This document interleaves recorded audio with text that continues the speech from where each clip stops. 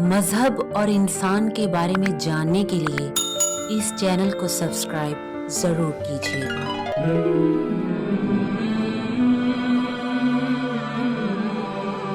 اللہ نے موت اور زندگی کو اس لیے پیدا کیا ہے تاکہ تمہاری آزمائش کرے کہ تم میں حسن عمل کے اعتبار سے بہتر کون ہے۔ مسلسل قسم کھانے والے ذلیل، چغل خور، بخل کرنے والے، بد مزاج اور بد نسل کی اطاعت نہ کریں۔ لوگوں کو، مسکینوں کو کھانا کھلانے پر آمادہ کیا کرو۔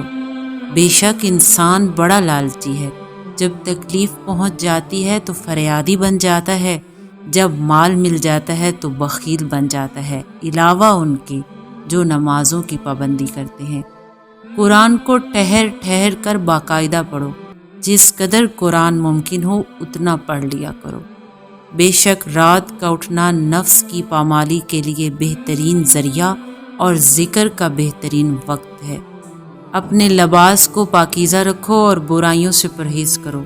اپنے رب کی خاطر صبر کرو، اس طرح احسان نہ کرو کہ زیادہ کے طلبگار بن جاؤ۔